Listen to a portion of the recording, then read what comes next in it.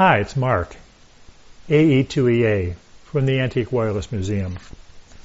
I was just taking a look at my 1932 edition of the Radio Amateur's Handbook. And what an amazing time this was for hams. The technology was changing dramatically. Hams were done with spark transmitters, and they were breadboarding tube transmitters for AM and CW. Crystal control was just coming into use.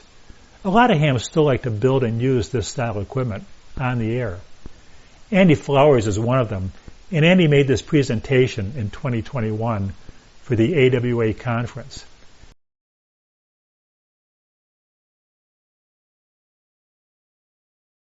Let's go ahead and get into it. Amateur Radio Breadboard Transmitters.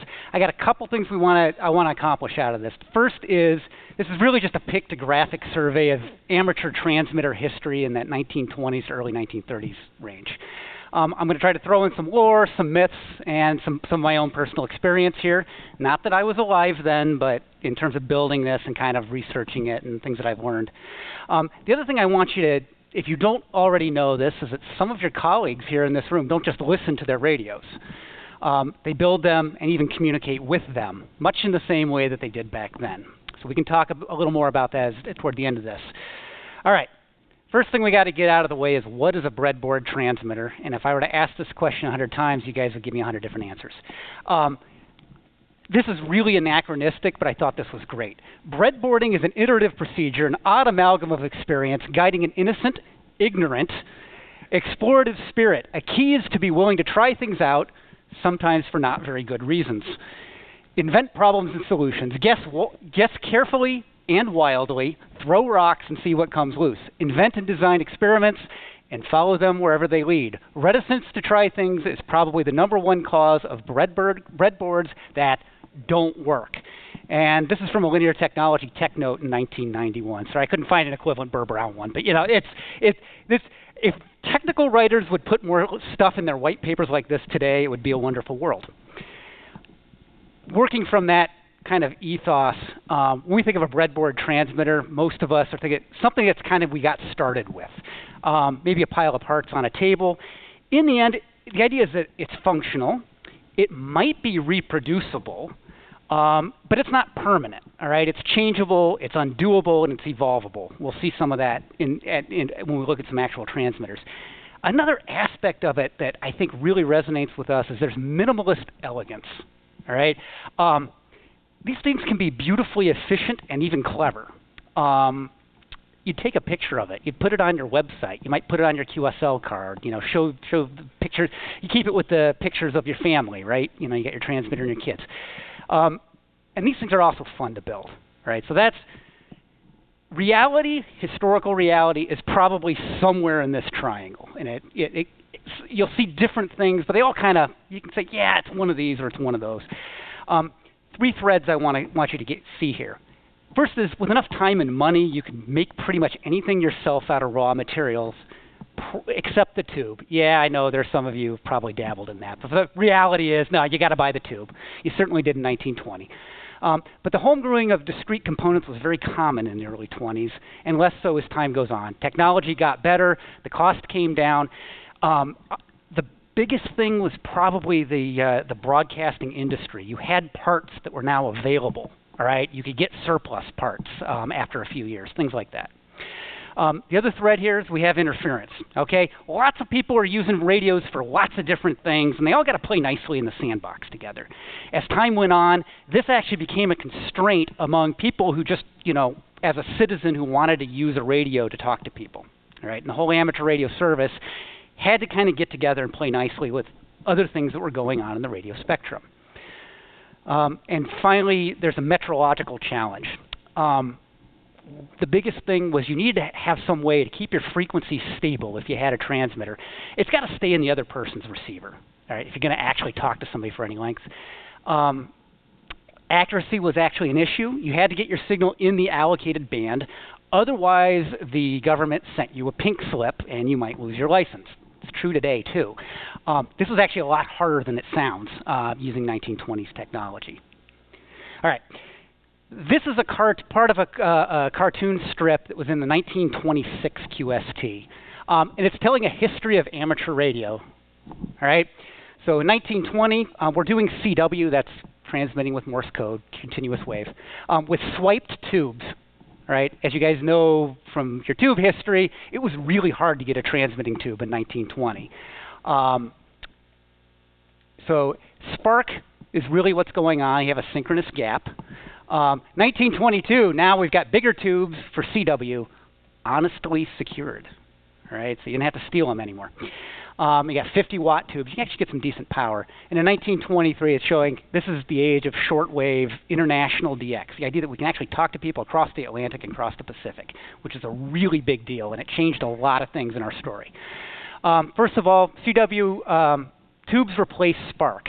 They're very hard for amateurs to get after World War I, so you don't see a whole lot of pictures of amateur transmitters that use these tubes from 1920, even 1921. You do see a few, but they're not the norm. Most people have spark transmitters of some sort at this time. There was a lot in receivers. It was much more common. You would have a tube in the receiver. There was some transmitting experimentation going on with things like the VT1, a VT2 if you're lucky to get one. But the formation of RCA really is what opened up this whole tube market. Now you could actually just go buy tubes, all right, from a distributor and things like that. Made it a lot easier. The September 1921 catalog here, it's amateur and experimental use with instructions for continuous wave operation. So this is kind of geared toward the person who's interested in building a sending set. And then in here you can find the sort of first generation of transmitting tubes, the 5-watter, which was by far the most ubiquitous thing that people started with. If you had money, if you had $30, you could buy yourself a 50-watt tube, and I think the 250-watt, the UV-204, originally retailed for something like $119.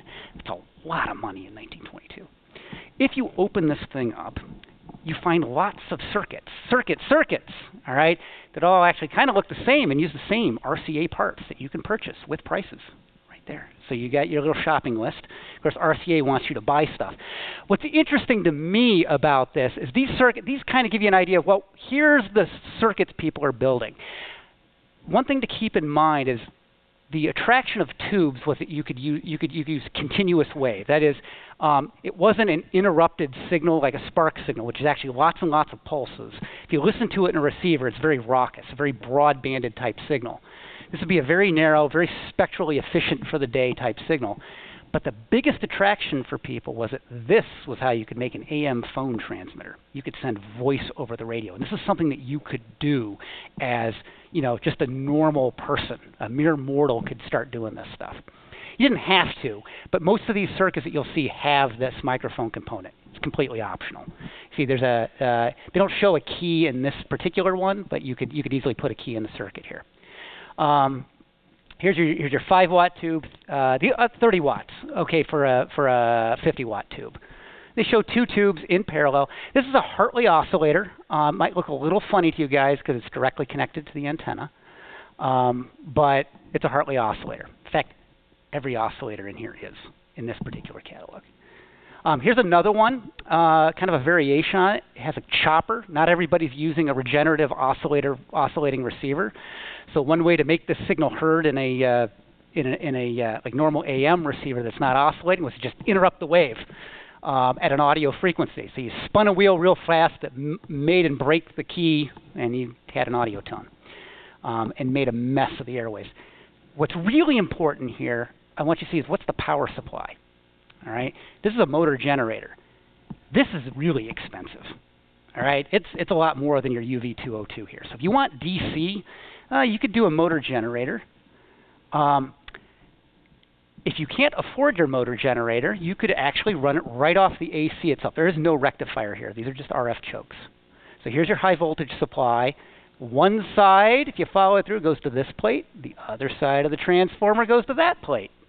All right, so when you power this thing on, what happens? Each side of the cycle, one tube is conducting. So what you've actually done here is made an interrupted CW transmitter that's pulsing at 120 hertz. All right, one tube on each half of the cycle. They call this a self-rectified set. It was a way to get around the power supply problem. Yeah, it was noisy. These kind of got these never had a good reputation, and it got worse over time. Let's see, here is, oh yeah, and you could, if you wanted more power, that was easy. You didn't add an amplifier. No, you just got a bigger tube, right? So here's a self-rectifying set. See, one plate here. This one goes to this plate here.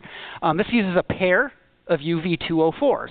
All right, so this is, I say 250 watt. Yeah, you could get 500 out if you really wanted, with enough plate voltage. And here you go. It'd set you back probably about $250 to do this. You bought it all from RCA.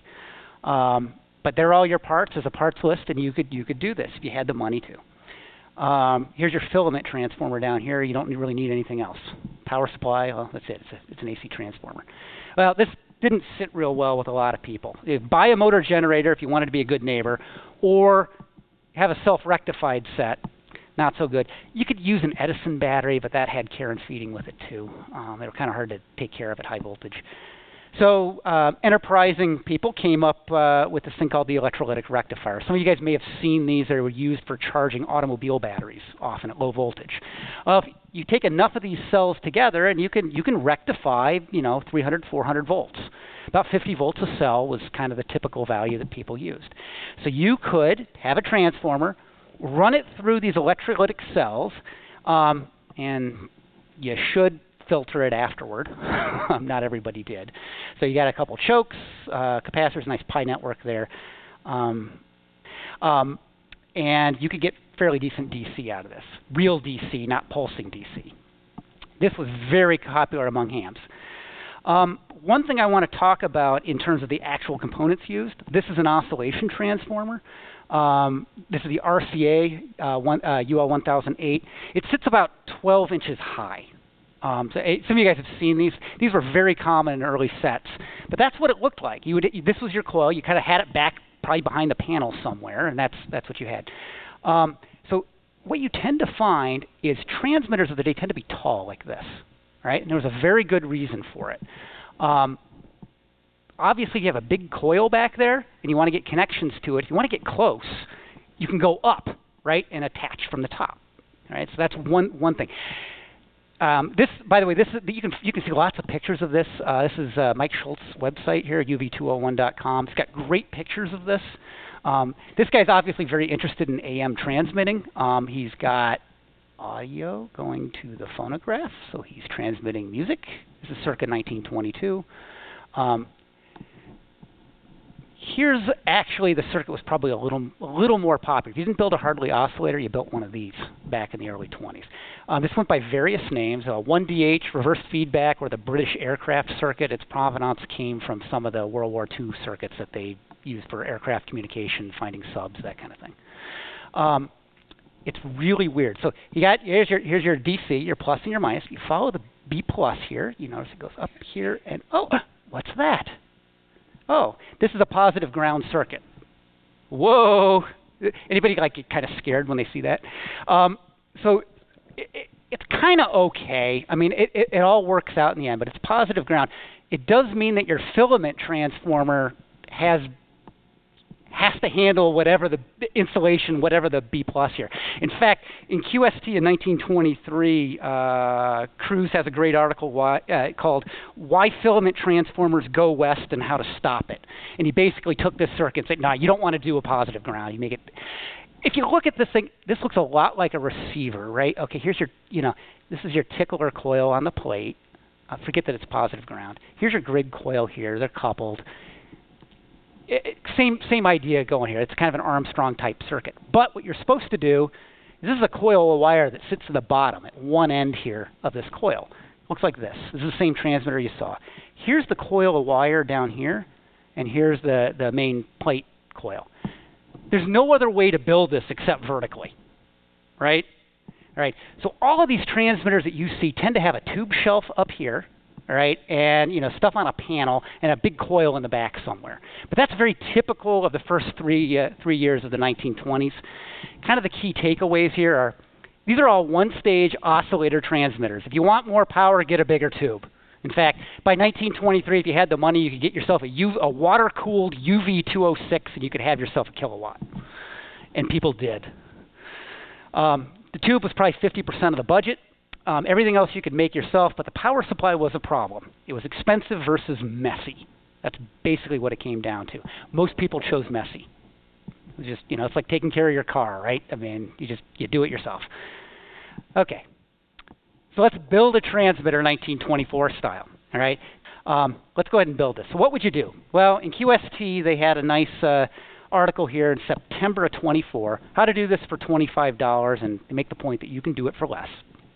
But you're going to build this thing. They tell you, okay, you got to go buy a tube, and it kind of give you some suggestions on how you do that. But you're going to make pretty much everything else yourself. Here's the circuit. It's a Hartley oscillator, similar to what we have. You notice now we're loose coupling, all right? So we don't have a direct connection to the antenna. This is a good thing. But it's pretty much the same circuit, except now we're keying in we're keying the center tap of the filament. That's one improvement you see here. Oh, we've got filament bypass condensers. Good idea. Not universally followed. All right, that's pretty straightforward Hartley oscillator. So let's build some condensers. All right, they were expensive. Transmitting condensers were expensive, so we're going to build them. All right, so you get yourself some Bakelite, you hack it off into the shape you need. Here's your QST article. You're following along in August. All right, got that? Get your parts. Got copper foil, tin foil, and some wax. All right, cut out our tin foil. Get a double boiler going. Melt your wax. And start dipping alternately the tin foil and the copper in there and start assembling your capacitor. When you're all good with that, screw it down, put it in the oven. Bake it at 250 for a little while. Screw it. When you're done, tighten it down to get the air out. All right, get any water vapor out, back in the oven. All right, screw it down some more, back in the oven, so on and so forth. And when we're done, let's check it and make sure we didn't short anything out. This one's good. All right. No, you didn't have one of these back in the day. You probably did. You probably did a DC test and crossed your fingers and hoped for the best. When you're done, it looks just like the picture. You put some mounting, some screw mountings on that, so you can connect it to a piece of bus wire or something. But that's it. Okay, now we got to rinse and repeat for the glass condensers that are in here. This design's a little unusual. It doesn't have a variable tank condenser on it. It's just got a fixed condenser. A really high Q one, as you're about to see in a second. All right, same process. You just kind of heat everything up, get the wax, stick it together. I don't suggest you tighten this down with any screws. You just kind of lay it, and it's all good. This is the tank condenser. You can see how it's made. It's just alternating tin and glass, screwed to a piece of oak. So this thing is actually a 250 puff capacitor, depending on how humid it is, in parallel with about a 3 mega ohm resistor. It works. It worked back then. It works today. You'd never do this today. Nobody would call this high Q. Got to make the inductances. This really does take forever. I never thought about this, but most of these spiderweb coils tend to have, what's very common is 15 leaves. Anybody know the reason why? You can do 15 if you just have a watch. You can't use a digital watch for this. But every 4 minutes will give you a division of 15 equally in the circle. You don't need a protractor to do this. Anything less than that, you need a protractor for. So that was kind of clever. That's what I learned from here. What it really looks like, you wind it like this. I'm a software person. I had a hard time keeping track of where I was supposed to put a loop. But in the end, I got it right. You have all of these taps.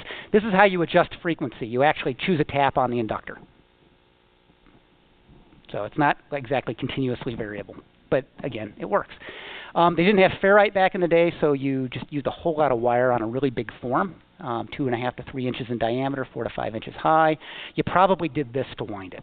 You got a hand drill, made yourself a little jig. They didn't use styrofoam. They would have used wood, but that's what I had on hand. Right? You can't afford Weston and Joule meters because they cost $8 a piece, so what you do is you find these little battery test meters.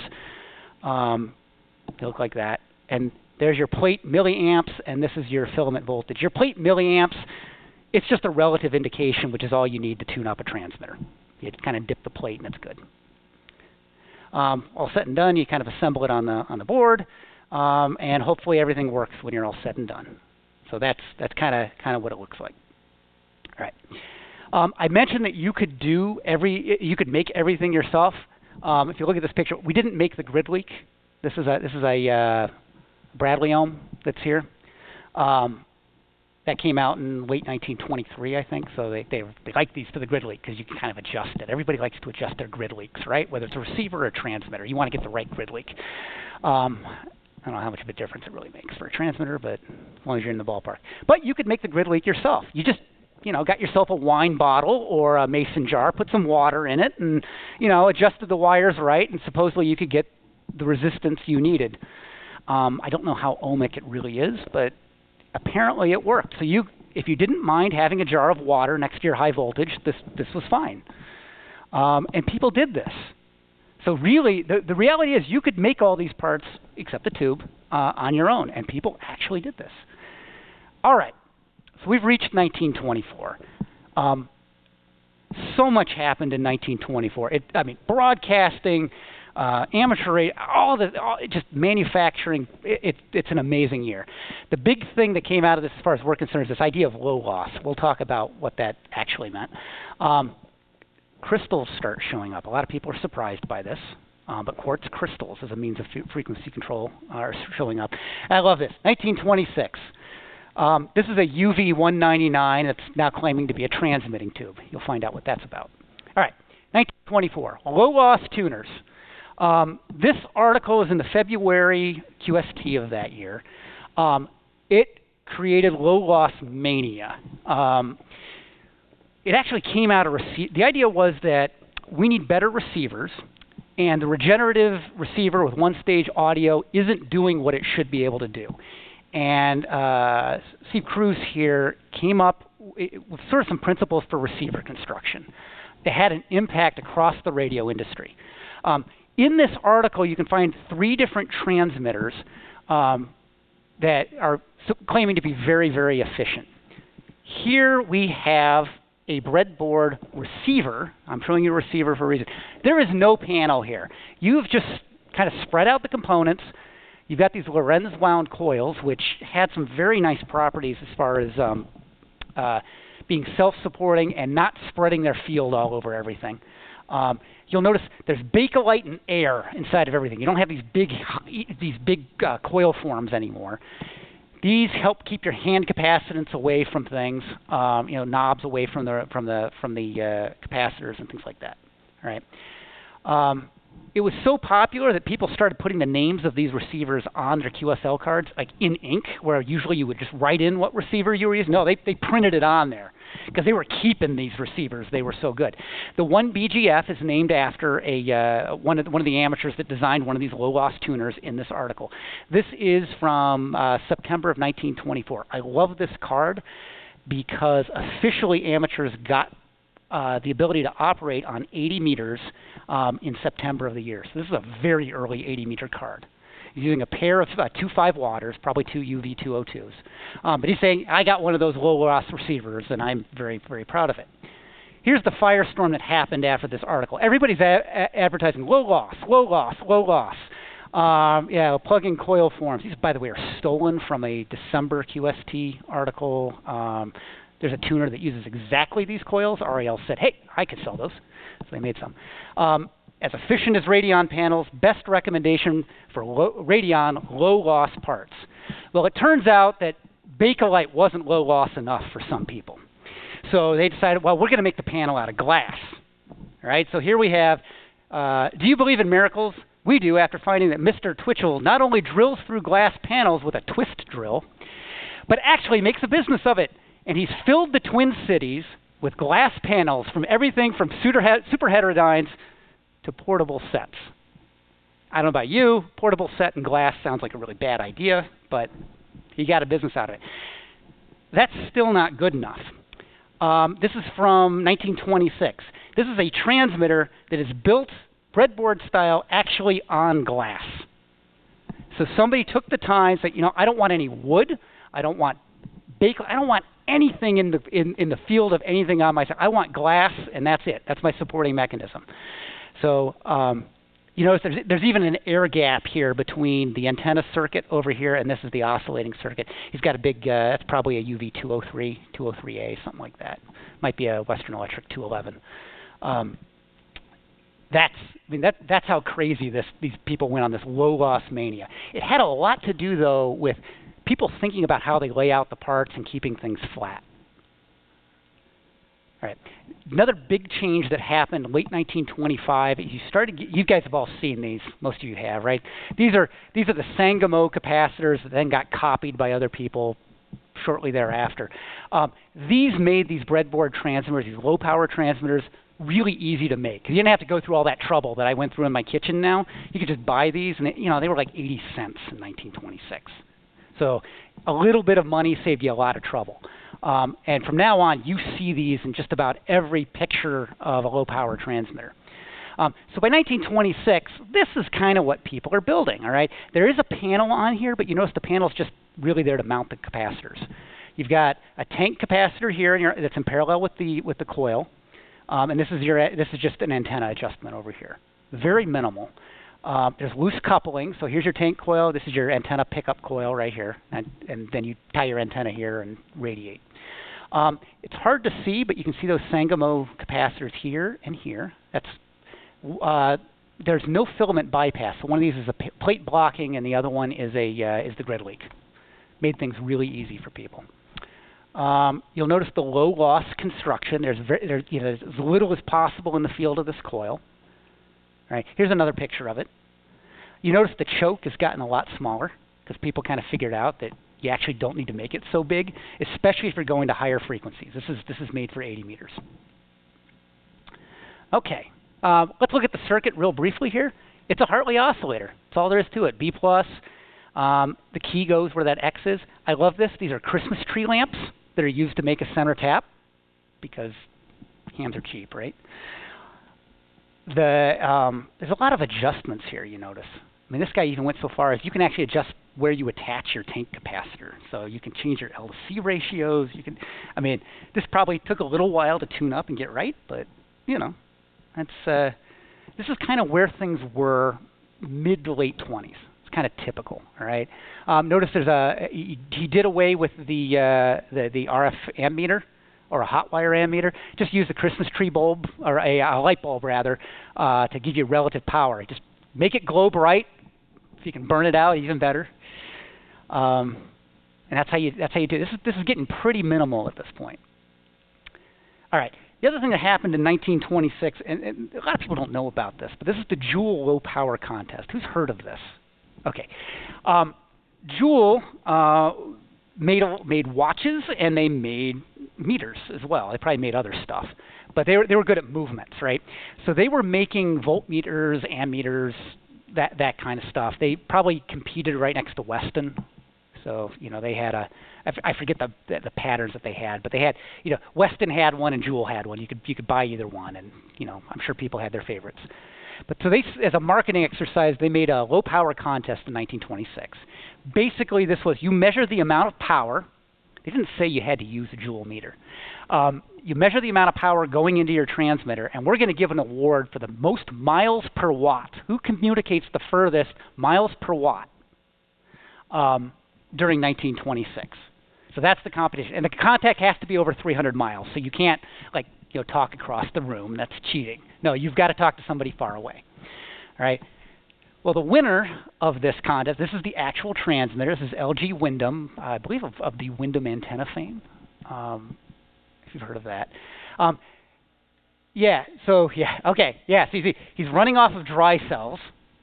All right, that's a UV-199, which is a good tube to use if you're going to do this, because this thing was orphaned. I mean, you can't replace a UX-199 and a UV-199. So all right, good tube to use. He used, I believe, 80 volts on the plate, and he won because he talked to somebody in Australia from Ohio. Yeah, it ended up being like 13,000 miles per watt. Really, this is kind of a sensation, right? But you notice it's just breadboard layout. Weston meters down here, by the way. But Hartley oscillator.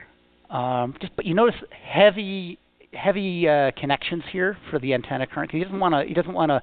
There can be some pretty heavy currents in these tank circuits with these circuits. So he was smart enough to use heavy wire. It didn't move around on him. Here's a pretty big choke right there. He adjusted the filament like you would on a receiver, right? So, you can burn the filaments out on a UV-199 if you're not careful. So I'm sure he was trying to get every little ounce he could get out. And of course, the dry batteries. Well, who noticed the dry batteries sitting on this set? You weren't the only one. I'm sure Burgess was real happy with that picture. Here's Rayovac, who's for transmitting as well as receiving. Marketing people, are really attuned to what's going on. So here you go. You could actually make a low power transmitter on dry cells, and I'm sure Burgess would be very happy. Okay, here's a QSL card from 1928. And to show you that this wasn't a fad, this contest happened in 1926. I'll show you how to read a QSL card, because there's elite speak that goes with this. Audibility 5, which is perfect.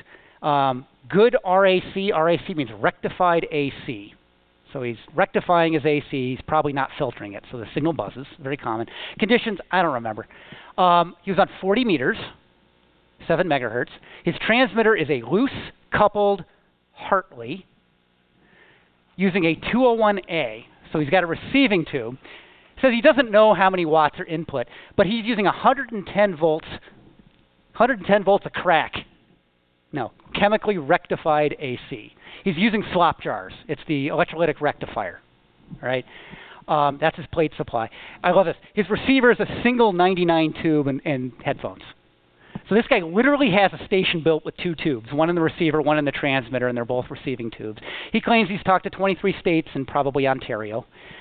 And that's what you see here. This is a very, very low power transmitter. You're probably talking about 1 watt of input if I were to just ballpark it with that kind of plate voltage. Basically the same amount of power in your receiver. So that kind of gives you an idea. Here at the late 20s, people are actually using this stuff on a little breadboard. Now we're going to reach what I call the golden age of breadboard transmitters in this era. I don't necessarily think that's necessarily true, but it's still pretty good. All right, a lot of you guys have probably recognized this thing. This one's a little less familiar, but okay.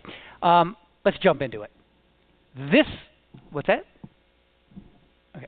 This article here, Overhauling the Transmitter for 1929, it's well worth a read. Even if you're not really into transmitters, this thing is epic.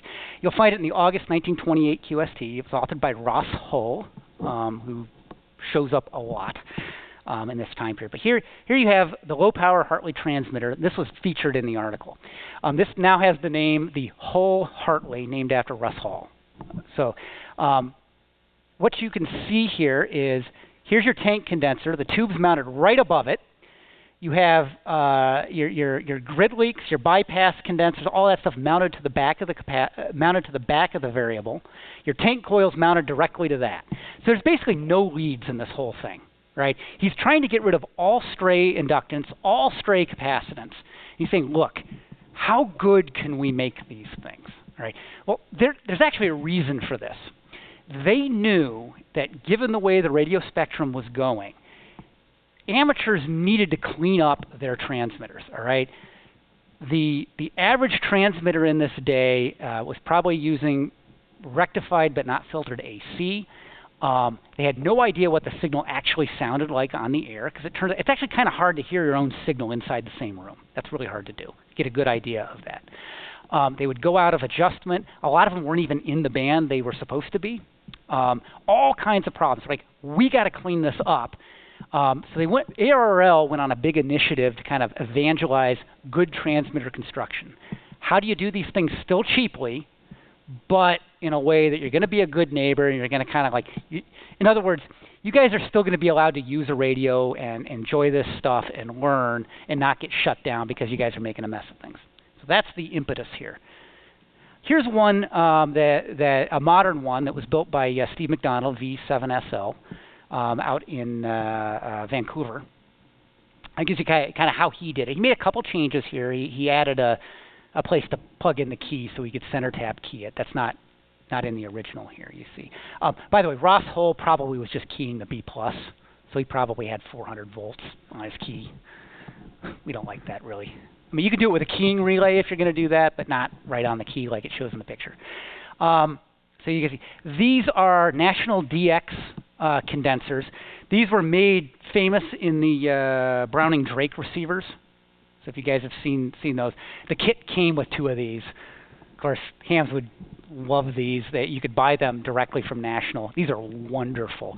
One of the best things about them is they have a 3-to-1 gear reduction on them. So adjusting frequency, if you're actually going to use this, is a lot easier than one that doesn't have any reduction. The only meter is an RF amp meter up here, which really was optional. It looks really nice when you play with this thing. You'll have to, by the way, when you key a transmitter, one of the most satisfying things you get is to watch the meter just bounce all over the place. It's wonderful. But that article was actually the first in a series that Ross Hull authored. Okay, so he did this wholeheartedly. The next month he did a master oscillator. All right, how do you build a good master oscillator? All right, well, they knew a little bit about shielding, but shielding was really expensive in those days. Nobody liked to do metal work. Almost nobody would own a brake, to actually go bend metal and that kind of thing. So he said, well, talk to your wife and see if you can get a cooking pot. All right, so what he did is he put the lid on the bottom, you put your oscillating circuit inside there, and then you put the pot over the top. Right, little pressure cooker thing going on, and that was a way to isolate this from the next stage, so you didn't have feedback problems. Right, so it worked. He goes through a whole analysis of this circuit. So here you have the oscillator, here's the amplifier. He used a Type 10 tube and a Type 10 tube. Right, straightforward. But there's more. In February, he said, let's take this a step further. How bad are these remember those self-rectifying sets that used one tube to conduct on one half of the cycle and the other tube to conduct on the other half of the cycle? It had a terrible reputation. Well, he said, all right, how good can we make one of these things? Now, this would not be good by today's standards, but by standards here, he did an amazing job. The scale of these pictures isn't obvious. These are UX 852s. All right, so these are a pair of 75-watt transmitting tubes. You could probably get 250 watts out of this set, maybe even a little bit more. He put 3 kilovolts on the plate, which should give you pause. I don't want to be near anything this open with 3 kilovolts on the plate.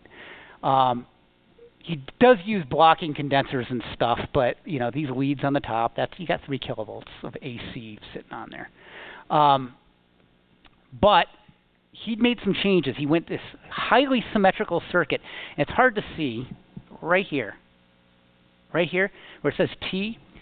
One of the problems, what gave these things such a terrible reputation was that, well, because you have this tuned circuit that's shared between 2 tubes, the 2 tubes don't have exactly the same characteristic. The internal capacities are not exactly the same. So inevitably, one tube would transmit in one frequency, and the other tube would transmit a little further away, which made you a really bad neighbor, right? Because you're just taking up all this bandwidth. So he made this little movable clip, and you can't even see it. It's underneath here. And the whole idea was you took your little squawk box shielded receiver, listened to your signal, and tried to get those, by moving that tap, tried to get both tubes to oscillate on exactly the same frequency. And in the end, he claims he made something as good as any other transmitter using just using like a slop jars without a filter, so like just straight up AC at 120 hertz. You couldn't tell the difference between that and just a normal electrolytic rectifier, which is pretty impressive. I personally, if you want to experiment with this, I would start with smaller tubes. Just suggestion, and people did. But this is kind of an engineering feat, in my opinion, that he would, and he's kind of making a point. He says, look, if you guys will measure your transmitters, look at them, use the right tools, you guys can make something that really works well. And that's kind of what you can get out of that series. At the end of 1929, this appeared in QST in December, so the December article. This later was called the TNT transmitter. However, it was originally just called the single control transmitter. You remember that picture of the 1926 transmitter that had all those clips on the inductance? Well, one of the problems for beginners was getting the clips in the right place. right? I mean, it's easy enough for us today with a modern receiver to see if something's oscillating or not. It was really hard for a beginner back then. Maybe they didn't even have a receiver built yet. So we said, tell you what, we're going to boil this thing down to one control. If you build this thing the way I say you can build it, the only control you have is the tuning condenser. In other words, your job is to get it in band. You'll be able to get it to oscillate, and if you follow everything right, it'll be in the band and you won't have to adjust it. Okay. This is the ubiquitous Type 10 tube that you see in almost all of these transmitters. There were other options, but this is probably 80–90% use this.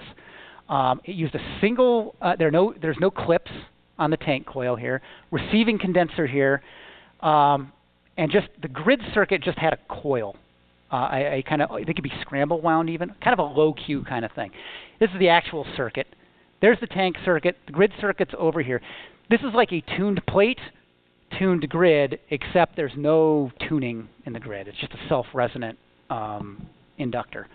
So a tuned, not tuned. That's where the TNT comes from. Not from what happens when you grab the tank coil, because you notice the B+ is actually on the tank coil in this version.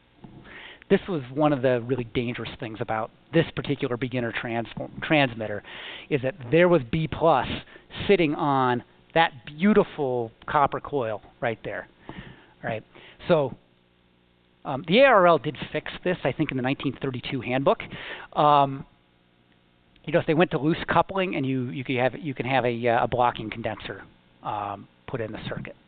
Right. So that was fixable, but the original design never actually had that. If you're going to build one of these, I suggest you do this. And by the way, Steve McDonald's website, V7SL, just Google it.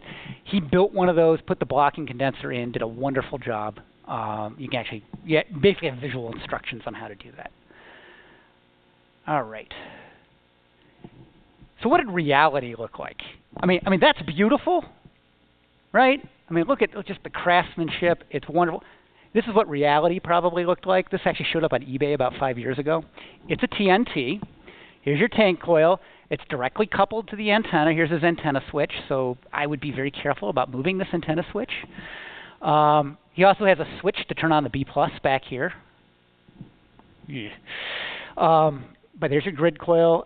All the parts are here, but you notice it doesn't use the heavy, the heavy conductors here. I mean, this was the Depression. If you look at this capacitor, I don't think this capacitor was available until 1931, so that kind of gives you a terminus post-quem for this thing. Here's a meter for the receiver. He doesn't have an amp meter. He just has a B+. He's just looking at current on the B+. He did a good job, though, of putting that back behind, because I'm pretty sure that meter's hot on the outside, as a lot of them are. But that's... Oh, and those nice beehive insulators, these will cost you if you're looking for one, like out on eBay or something. This guy used an old cleat, wiring cleat, that you would sometimes see on the ceiling. Remember, they were going through redoing all the electrification and stuff at this time, so you could find this old knob and tube stuff. This is clever. I love it. Just stick it off the edge of the board, right? And you've got yourself a nice little insulator. Good stuff. I always asked myself, well, why was the TNT so popular, especially in the 30s? And because everybody built a Hartley oscillator until that article came out in the 30s. Assuming you couldn't afford a crystal, you built either a Hartley or a TNT, and they really competed with each other as people's first transmitters. I think I found the answer to this. And the clue here is in the September 29 QST. This is a little more advanced breadboard transmitter. It uses push-pull 27s, 24s, and 45s. These are 2.5-volt tubes. The exciter and buffer are AC receiving tubes. Here's the circuit in excruciating detail with all the power supply. The only part that's really important is this. This is a push-pull TNT exciter, so 27 here and a 27 here. And here's your grid coil. But you notice you could also plug in a crystal. So the whole idea here with the TNT was, look, you can start with this, but when you can afford a crystal, you can take out the grid coil, shove in a crystal. And I've actually seen pictures of this. Transmitters, partial transmitters have come out of people's attics and stuff. You'll see a crystal socket sitting on either a 27 or more commonly on a 10, which is not a good crystal oscillator tube, but it's too low mu, but people did it. This, however, gives you a way to improve. Okay, you could take out the grid coil with a TNT, change one part, maybe retune a little bit, but now you got a crystal transmitter and you know where you are. You don't have to worry about things going haywire.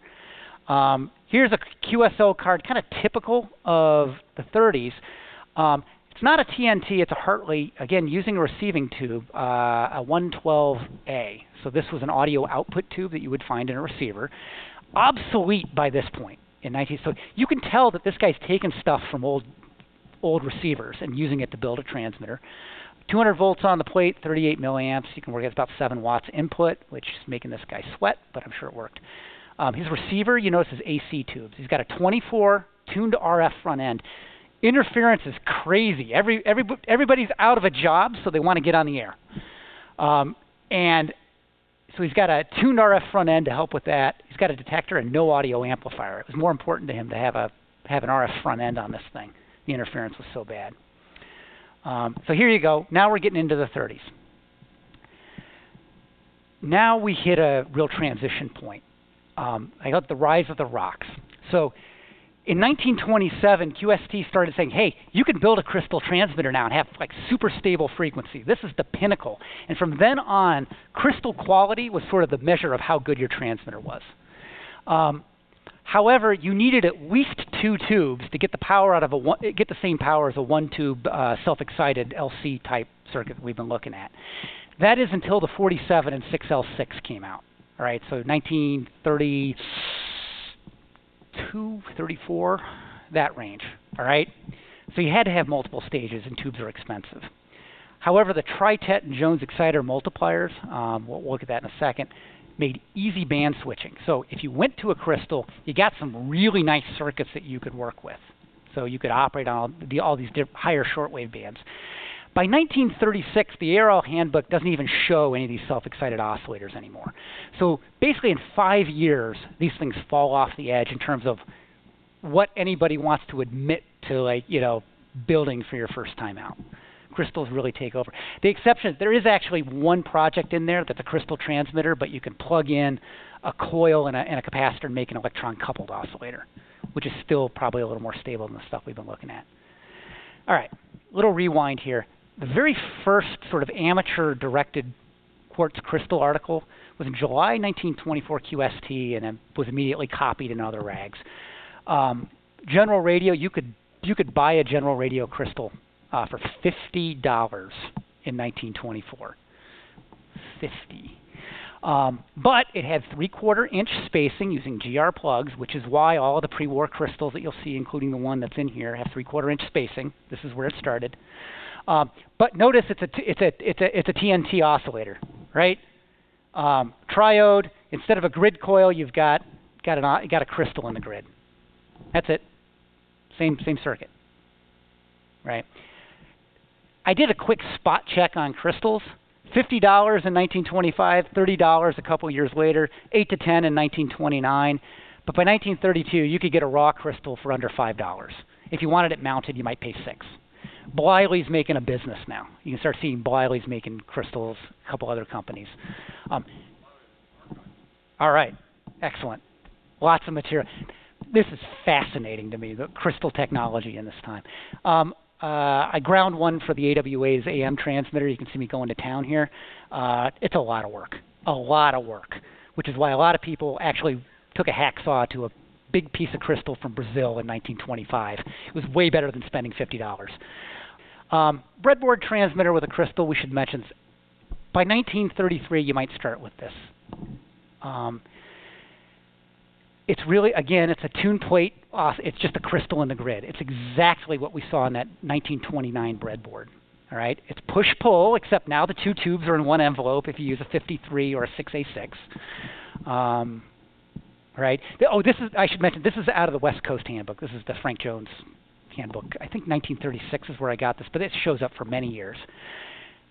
I mean, beautifully efficient. You now have commercially made plug-in coils, which made this a no-brainer. All right. One word of warning in all of these circuits, because you now have an indirectly heated cathode, you are now using cathode keying, which means you have the B+ down here. I strongly suggest you use a relay and not key it just with a key. Just word of warning. These are lots of fun. I built these. Oh, they're fun. You could get crazy with these. So if you want to, so here's the Jones exciter. Will get you 2 bands. The whole idea was you use this side of the tube for oscillation. You did some feedback. You gave yourself a little. Use the other tube as essentially a doubler, and then you get the harmonic out. I've not tried this. Has anybody tried the all-band regenerative exciter? Has anybody ever built this? This looks like a nightmare to me to actually get adjusted, but he claims that you can get up to, what, 8th harmonic? 1st to 8th harmonic, which probably means 9th. And I think some people actually would do things like taking an 80-meter crystal and putting it on 10 meters. Maybe you're on 24 megahertz. Maybe you're on 32 megahertz. Soon, I mean, I can only imagine what a mess that made. But again, it's there. This was really attractive to people. 1 tube on a breadboard. All right. Here's the 6L6 tritet. Look how small this is. These are midget condensers. People talk about the miniaturization that came with transistors, but the crystals also did the same thing in terms of power oscillators. I mean, this thing's probably only 6 inches across. You guys know the QSL-40 transmitter that a lot of people built. It was called the QSL-40 because it was the size of a QSL card, the size of a postcard. Right. So by the end of the 30s, that's your exciters. It's a really tiny thing now. And you could get, with 1 crystal, you would get probably 2 bands out of this. Almost everybody would get an 80-meter crystal, and that would give you 80, and it would give you 40. The tritet oscillator. Great subject, by the way, for another presentation, just by itself. These are awesome. Here's a QSL card from the 30s that really shows kind of what's going on and what's driving this. I want to look at the transmitter down here. It's a little out of focus. This is 227 crystal oscillators. He's using a 27 crystal oscillator, a 27 doubler, a 27 amplifier, probably what we would call a buffer, an 810 brand new tube as an amplifier, and then an 854, which was a Gamatron, a tantalum plate tube. Brand new technology at this time. This is a very good station. Look at his receiver, 2 tubes, which I find just amazing. He dumped money in that transmitter. But what's interesting here is because you're using a crystal oscillator, this was a path forward for you. You built the breadboard, and then you adapted it. You built the next stage. You built the next stage. And you see these transmitters now that are built in racks, right? You've got the oscillator, the amplifier, and the final PA, and probably the power supply down at the bottom, right?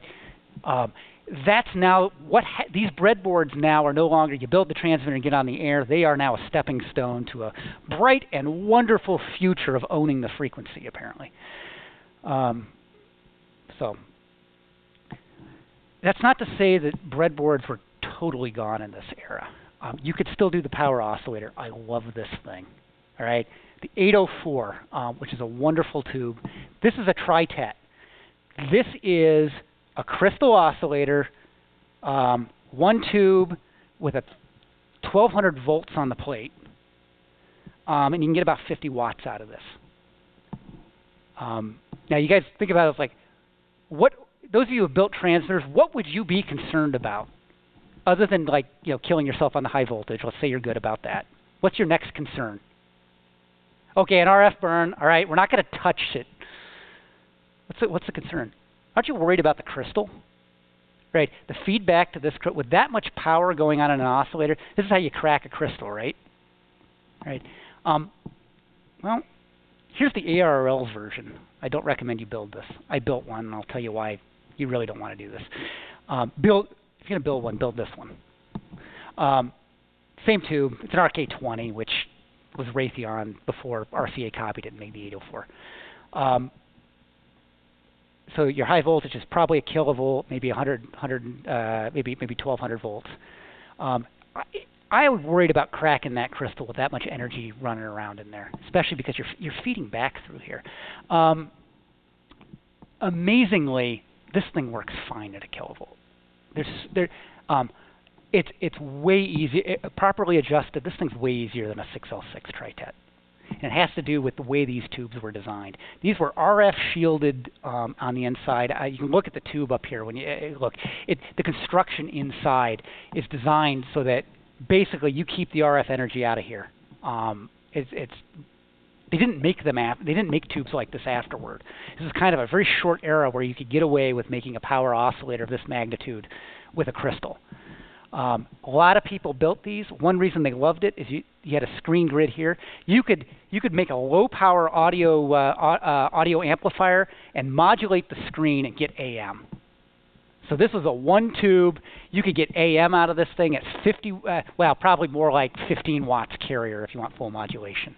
This was kind of neat. Okay, you'd modulate the suppressor. I think there was a Navy transmitter that did this as well. It used like an 804 or a RK, probably an 804,